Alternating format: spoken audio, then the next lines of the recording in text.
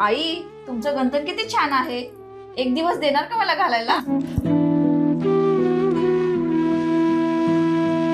एवढीच हाऊस आहे ना तर तुझ्या बापाला सांग जायला. अगं आई काय बोलतेस हे? तू गप्पा बस रे. ती घरात आल्यापासून तिचा माझ्या गंतनावर डोलाय. आई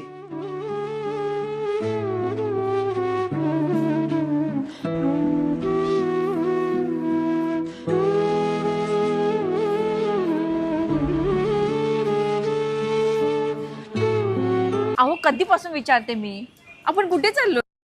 तिकडे बघ. बाबा,